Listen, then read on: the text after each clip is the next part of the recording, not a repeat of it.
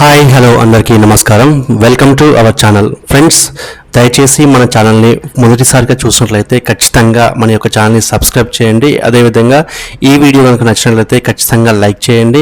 మీరు లైక్ చేయడం వల్ల మన యొక్క ఛానల్ చాలామందికి రీచ్ అవుతుంది కాబట్టి ఇలాంటి చాలా మంచి నోటిఫికేషన్లు చాలామంది నిరుద్యోగులకు ఉపయోగపడే అవకాశం ఉంటుంది కాబట్టి దయచేసి మన యొక్క ఛానల్ని సబ్స్క్రైబ్ చేయండి.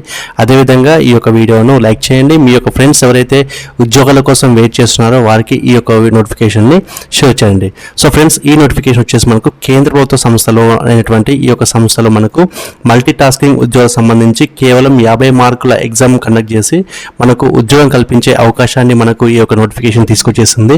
సో ఈ యొక్క నోటిఫికేషన్ సంబంధించి అప్లికేషన్ వచ్చేసి మనకు ఆఫ్లైన్లో ఉంటుంది కాబట్టి ఈ యొక్క నోటిఫికేషన్ విడుదలైన డేట్ నుంచి మనకు 30 రోజుల్లోగా ఈ యొక్క నోటిఫికేషన్ సంబంధించి అప్లికేషన్ ప్రాసెస్ మనం కంప్లీట్ చేసుకోవాల్సి ఉంటుంది.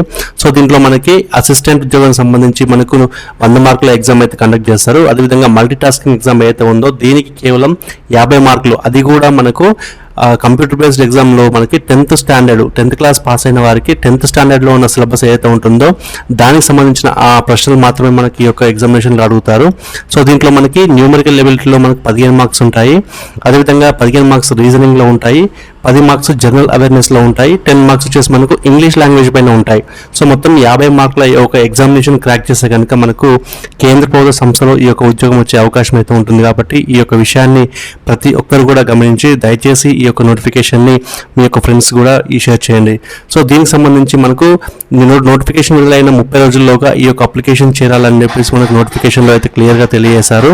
సో దీనికి సంబంధించిన జాబ్స్ అదేవిధంగా ఎలిజిబిలిటీస్ మనం చూసినట్లయితే సో ఈ యొక్క నోటిఫికేషన్ సంబంధించి మనకు అసిస్టెంట్ ఉద్యోగాలకు సంబంధించి గ్రూప్ బిలో అయితే మనకు ప్రొవైడ్ చేస్తారు. గ్రూప్ బిలో మనకి మొత్తం 5 పోస్టులు అయితే ఖాళీగా ఉంటాయి. ఈ యొక్క 5 పోస్టులో మనకి 2 అన్రిజర్వ్డ్ కేటగిరీ కింద ఉంటే కనుక ఎకనామికల్ వీకర్ సెక్షన్లో 1 పోస్ట్ అయితే ఖాళీగా ఉంది. ఓబీసీలో ఉన్నటువంటి నాన్ క్రిమినల్ ఏరియాలో 2 పోస్టులు అయితే ఖాళీగా ఉన్నాయి. సో మొత్తం ఈ యొక్క అసిస్టెంట్ ఉద్యోగాలకు సంబంధించి మనకు 5 పోస్టులు అయితే ఖాళీగా ఉన్నాయి. అదేవిధంగా ఎంటీఏ సంబంధించి మనకు జనరల్ దాంట్లో మనకి గ్రూప్ సి ఉద్యోగాల కింద మనకు కన్సిడర్ చేస్తారు. సో గ్రూప్ సిలో ఉన్నటువంటి ఈ యొక్క ఉద్యోగాలు చూసినట్లయితే మనకు 5 వేకెన్సీస్ అయితే ఉన్నాయి. ఈ యొక్క 5 వేకెన్సీస్లో మనకి 3 అన్రిజర్వ్డ్ కేటగిరీలో ఉన్నాయి, 1 ఎకనామికల్ వీకర్ సెక్షన్లో ఉంది, 1 ఓబీసీలో ఉన్నటువంటి వారికి అయితే ఖాళీగా ఉన్నాయి. కాబట్టి దీంట్లో అందరికీ అంటే ఎస్సీలకు కానీ ఎస్టీలకు కానీ ఓబీసీలకు కానీ అందరికీ కూడా సమాన అవకాశాలు ఉంటాయి. కాబట్టి ఖచ్చితంగా ఈ యొక్క నోటిఫికేషన్ ద్వారా అప్లికేషన్ ప్రాసెస్ అనేది కంప్లీట్ చేసుకోండి. సో ఈ యొక్క అప్లికేషన్ ప్రాసెస్ని మనం ఏ విధంగా చేయాలి, అప్లికేషన్ ప్రాసెస్ని మనం ఏ విధంగా ఫిలప్ చేయాలనే విషయాన్ని కూడా మనం ఈ యొక్క వీడియోలో క్లియర్గా మీకు తెలియ ప్రయత్నం చేస్తాను. సో దీనికి సంబంధించి మనకు అప్లికేషన్ ఫీ అనేది మనం పే చేయాల్సి ఉంటుంది. ఈ యొక్క అప్లికేషన్ ఫీ వచ్చేసి మనకు ఎస్సీలకు ఎస్టీలకు అదేవిధంగా female candidates any caste of female candidates ఎవరైతే ఉన్నారో వారికి కేవలం 500 రూపాయల అప్లికేషన్ ఫీ అనేది మనం పే చేయాల్సి ఉంటుంది. సో ఇది మనకు రీఫండబుల్ కింద పే చేయాల్సి ఉంటుంది. అదేవిధంగా మిగతా అన్ని కేటగిరీలు ఎవరైతే ఉన్నారో వారికి 1000 రూపాయల అప్లికేషన్ ఫీ అనేది పే చేయాలి. సో ఈ యొక్క అప్లికేషన్ ఫీ మనం ఏ విధంగా పే చేయాలి అంటే ఏదైనా ఒక సెంట్రల్ లేదా స్టేట్ గవర్నమెంట్ బ్యాంక్ సంబంధించిన దాంట్లో మనకి డిమాండ్ డ్రాఫ్ట్ తీయాల్సి ఉంటుంది. సో డిమాండ్ డ్రాఫ్ట్ వచ్చేసి మనకు స్టేట్ బ్యాంక్ ఆఫ్ ఇండియాలో మాత్రమే తీయాలని చెప్పేసి కూడా మనకు నోటిఫికేషన్లో తెలియజేశారు.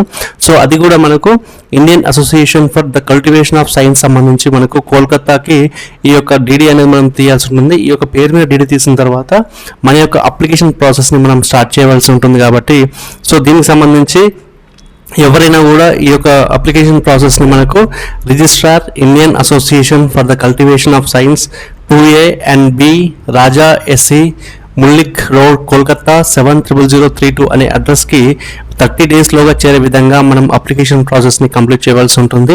సో దీనికి ఖచ్చితంగా సిటిజన్ ఆఫ్ ఇండియా భారతదేశంలో ఉన్నటువంటి ఎవరైనా సరే male and female Telangana Andhra Pradesh ఎవరైనా కూడా అప్లై చేసుకునే అవకాశం అయితే ఈ యొక్క నోటిఫికేషన్ ద్వారా కల్పించారు.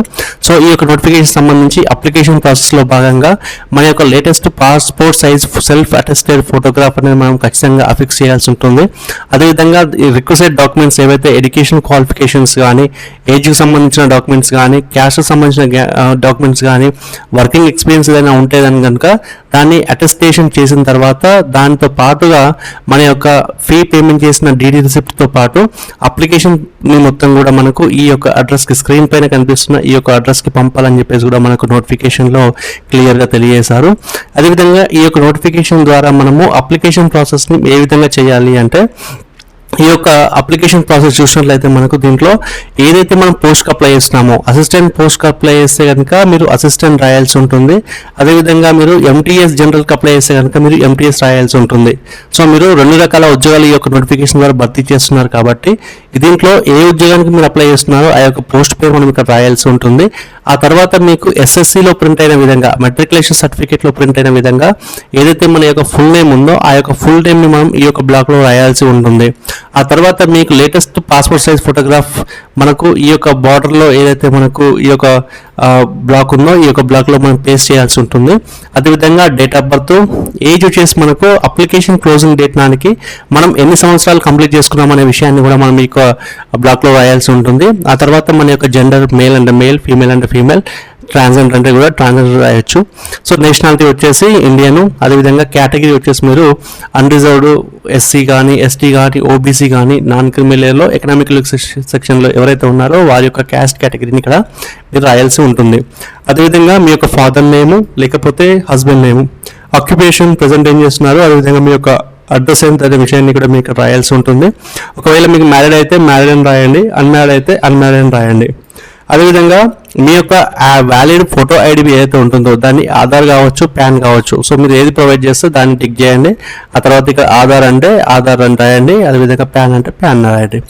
సో ఇక్కడ మీరు మినిమం ఇనిషియల్ పేకి సంబంధించి state by lowest initial pay accept by you అంటే ఎస్ అని రాయండి. పర్మనెంట్ అడ్రస్ వచ్చేసి మీ పిన్ కోడ్తో సహా మొత్తం కూడా ఈ యొక్క బ్లాక్లో కంప్లీట్గా రాయండి. అదేవిధంగా పిన్ నెంబర్తో సహా మీ యొక్క కరస్పాండెన్స్ అడ్రస్ రాయండి. ఒకవేళ కరస్పాండెన్స్ అడ్రస్ అదేవిధంగా పర్మనెంట్ అడ్రస్ 2 సేమ్ అయితే కనుక ఆ 2 విషయాలు కూడా మీరు ఇక్కడ రాయండి. మొబైల్ నెంబర్ వచ్చేసి మీ ప్రజెంట్ యాక్టివ్ మొబైల్ నెంబర్ ఏదైతే ఉందో ఆ యొక్క mobile number, present active email ID అయితే ఉందో ఆ యొక్క ఈమెయిల్ ఐడి కూడా మీరు ఇక్కడ రాయాల్సి ఉంటుంది. సో అదేవిధంగా మీకు సంబంధించిన ఎడ్యుకేషన్ క్వాలిఫికేషన్స్ ఏమి ఉన్నాయి అనే విషయాన్ని మనం ఇక్కడ రాయాల్సి ఉంటుంది. సో సెకండరీ లెవెల్లో 10+ సంబంధించిన క్వాలిఫికేషన్లో మీరు ఏ యూనివర్సిటీ లేదంటే ఏ యొక్క బోర్డు నుంచి మరి పాస్ అయ్యారనే విషయాన్ని ఇక్కడ రాయండి. సో ఇక్కడ స్టేట్ బోర్డ్ అయితే స్టేట్ బోర్డు, సెంట్రల్ బోర్డ్ అయితే సెంట్రల్ బోర్డ్ అని రాయొచ్చు. So joining month and year, ఏ మంత్లో జాయిన్ అయ్యారు, అదేవిధంగా కంప్లీషన్ వచ్చేసి మనకు ఏ మంత్లో కంప్లీట్ చేశారు, ఏ ఇయర్లో కంప్లీట్ చేశారు అనే విషయాన్ని ఇక్కడ రాయండి.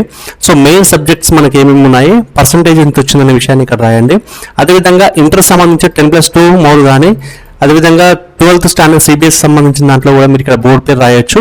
సో మీరు జాయిన్ ఎప్పుడు అయ్యారు, అదేవిధంగా కంప్లీట్ ఎప్పుడు చేశారు అనే విషయము, అదేవిధంగా main subjects, percentage of marks. So ఈ 2 లైన్లు కూడా మనం కంప్లీట్ చేసిన తర్వాత ఇక్కడ కనిపిస్తున్న దాంట్లో మీకు డీటెయిల్స్ ఆఫ్ ఎంప్లాయ్మెంట్ రాయాల్సి ఉంటుంది. సో ఎంప్లాయ్మెంట్ అనేది మనకి క్రోనలాజికల్ ఆర్డర్లో రాయాల్సింది. మోస్ట్ రీసెంట్ వచ్చేసి మనకు పైన రాయాలి, దాని తర్వాత వచ్చేసి మనకు కింద రాయాల్సి ఉంటుంది. సో టోటల్ ఎక్స్పీరియన్స్ ఎంత ఉందనే విషయాన్ని మీరు ఇక్కడ రాయండి. డీటెయిల్స్ ఆఫ్ ట్రైనింగ్ అండర్గాన్లో ఏదైనా ఉంటే అది ఇక్కడ రాయండి. డీటెయిల్స్ ఆఫ్ ప్రొఫిషియన్సీ ఇన్ కంప్యూటర్లో ఏదైతే మీకు స్కిల్స్ ఉన్నాయో ఆ యొక్క స్కిల్స్ని ఇక్కడ రాయండి. సో అడిషనల్ ఇన్ఫర్మేషన్ ఏదైనా పోస్ట్ అప్లైకి సంబంధించి సూటబిలిటీకి సంబంధించి ఏదైనా పోస్ట్ ఉంటే కనుక దానికి సంబంధించి ఇక్కడ రాయండి. మీరు పే చేసిన డీడీ అమౌంట్ ఎంత పే చేశారో ఆ యొక్క అమౌంట్ రాయండి. అదేవిధంగా డీడీకి సంబంధించిన డీడీ నేమ్ రాయండి. ఏ రోజు మీరు డీడీ తీసారో ఆ యొక్క డేట్ ఇక్కడ రాయండి. ఆ తర్వాత మీకు సెల్ఫ్ అటెస్టెడ్ టెస్టిమోనియల్స్ ఇంగ్లీష్ వచ్చేసి అడ్వర్టైజ్మెంట్ వచ్చేసి మనకి రాయండి. మీ యొక్క పేరు, మీ యొక్క డేటు, మీ యొక్క ప్లేస్ ఇక్కడ రాసిన తర్వాత మీరు ఈ యొక్క సిగ్నేచర్ అనేది ఇక్కడ ప్లేస్ చేయండి. సో ఈ విధంగా ఈ యొక్క అప్లికేషన్ ఫామ్ మొత్తం కూడా మనం ఫిల్ చేసిన తర్వాత దీంతో పాటుగా మనకి సంబంధించిన డేట్ ఆఫ్ బర్త్ ప్రూఫ్స్, అదేవిధంగా మనకు సంబంధించిన education qualification proofs, caste proof, ఇవన్నిటిని కూడా మనము ఈ యొక్క అప్లికేషన్ ఫామ్తో పాటుగా పంపిస్తూ application for the post of name of the post along with advertisement number రాసిన తర్వాత 2 అనే అడ్రస్లో the registrar Indian association for the cultivation of science 2A and B Raja S C Mullick road Kolkata 700032 అనే పోస్టుల ద్వారా పంపించినట్లయితే మన యొక్క అప్లికేషన్ని సెలెక్ట్ చేస్తారు. అప్లికేషన్ని మనకు తరోగా చెక్ చేస్తారు. సో ఈ విధంగా మనం ఈ యొక్క నోటిఫికేషన్ సంబంధించి కేంద్ర ప్రభుత్వ సంస్థలో మనకు గవర్నమెంట్ ఉద్యోగం సంపాదించే మంచి అవకాశం అయితే కేవలం 10th క్లాస్ ద్వారా, అదేవిధంగా కేవలం 50% 50 మార్కుల ఎగ్జామ్ క్రాక్ చేస్తే కనుక మనకు ఉద్యోగం వచ్చే అవకాశం అయితే ఉంటుంది. కాబట్టి ఈ యొక్క విషయాన్ని గమనించి ఖచ్చితంగా మీరు ఈ యొక్క నోటిఫికేషన్ సంబంధించి అప్లికేషన్ ప్రాసెస్ అనేది కంప్లీట్ చేయండి. అదేవిధంగా ఈ యొక్క ఉద్యోగం సంబంధించి ఎసెన్షియల్ క్వాలిఫికేషన్స్ చూసినట్లయితే మనకు ఈ యొక్క ఉద్యోగానికి సంబంధించి అసిస్టెంట్ ఉద్యోగం గ్రూప్ బికి సంబంధించి మనకు ఏదైనా ఒక బ్యాచిలర్ డిగ్రీ ఉండాలని చెప్పేసి కూడా మనకు నోటిఫికేషన్లో తెలియజేశారు. దీనికి ఒక 5 సంవత్సరాల ఎక్స్పీరియన్స్ ఏదైతే ఉంటుందో దాని యొక్క వివరాలన్నింటినీ కూడా మనకు ఇవ్వాల్సి ఉంటుంది. అదేవిధంగా జాబ్ డిస్క్రిప్షన్ చూసినట్లయితే ఎస్టాబ్లిష్మెంట్ లేదంటే అడ్మినిస్ట్రేటివ్ వర్క్ హ్యాండిల్ చేయాల్సి వస్తుందని చెప్పేసి కూడా మనకు నోటిఫికేషన్లో తెలియజేశారు. ఏజ్ లిమిట్ వచ్చేసి మనకు 30 years మించకూడదు, అదేవిధంగా 15th May 1996 కంటే ముందు పుట్టకూడదు అని చెప్పేసి కూడా మనకు నోటిఫికేషన్లో తెలియజేశారు. సో ఈ యొక్క ఉద్యోగానికి సెలెక్ట్ అయిన వారు ఎవరైతే ఉన్నారో వారికి లెవెల్ 7 సిపిసి ప్రకారం అయితే పే చేస్తారో, సో ఇనిషియల్ పే కిందనే మనకు 44,900 రూపాయలు సంపాదించే అవకాశం అయితే ఈ యొక్క నోటిఫికేషన్ ద్వారా కల్పిస్తున్నారు. అదేవిధంగా ఎంటీఎస్ జనరల్ సంబంధించి గ్రూప్ సి ఉద్యోగులకు కేవలం 10th క్లాస్ పాస్ అయిన వారికి ఈ యొక్క నోటిఫికేషన్ ద్వారా అప్లికేషన్ ప్రాసెస్ అనేది చేస్తున్నారు. సో దీనికి ఎక్స్పీరియన్స్ అవసరం లేదు కాబట్టి ఎవరైనా కూడా అప్లై అయితే చేయొచ్చు. So assisting in routine office work అయితే చేయాల్సి ఉంటుంది. ఫిజికల్ మెయింటెనెన్స్ ఆఫ్ రికార్డ్స్ అన్నిటి కూడా ఫైల్స్ను క్యారీ చేయాల్సి ఉంటుంది. అదేవిధంగా ఆఫీస్ ప్రిమిసెస్ అన్నింటినీ కూడా నీట్గా పెట్టుకోవాల్సి ఉంటుంది. వీళ్ళకి 18 సంవత్సరాల నుంచి 20 సంవత్సరాల మధ్య ఉన్నవారు ఎవరైనా కూడా ఈ యొక్క నోటిఫికేషన్ ద్వారా అప్లై అయితే చేసుకోవచ్చు. సో ఈ యొక్క ఉద్యోగం సంపాదించిన వారికి 7th సిపిసి ప్రకారం అయితే పే చేస్తారు. సో వీరికి 18,000 రూపీస్ అయితే శాలరీ ఉంటుందని చెప్పేసి మనకు నోటిఫికేషన్లో తెలియజేశారు. కాబట్టి సో ఈ యొక్క నోటిఫికేషన్ ద్వారా మనకు తక్కువ మార్క్స్ తోటి తక్కువ క్వాలిఫికేషన్ తోటి మనకు ఎలాంటి ఎక్స్పీరియన్స్ లేకుండానే మనకు కేంద్ర ప్రభుత్వ ఉద్యోగంలో అవకాశం వస్తుంది. కాబట్టి ఖచ్చితంగా మీరు ఈ యొక్క నోటిఫికేషన్ తరోగా చెక్ చేయండి, ఖచ్చితంగా అప్లై అయితే చేయండి. సో ఫ్రెండ్స్, ఇది ఈరోజు మనకు ఈ యొక్క నోటిఫికేషన్ సంబంధించి మరిన్ని వివరాలు ఏమైనా కావాలనుకుంటే కనుక ఖచ్చితంగా మీరు కామెంట్ సెక్షన్లో తెలియజేయండి. ఖచ్చితంగా మీకు ఎలాంటి ఇన్ఫర్మేషన్ కావాలనుకున్నా కూడా మీకు అక్కడ ఆన్సర్ చేస్తాను. సో ఫ్రెండ్స్, ఇది ఈరోజు మనకు తాజాగా లేటెస్ట్ నోటిఫికేషన్. మళ్ళీ ఒక మంచి నోటిఫికేషన్తో మళ్ళీ ముందుకు వస్తాను. అంతవరకు సెలవు, నమస్తే, జై హింద్.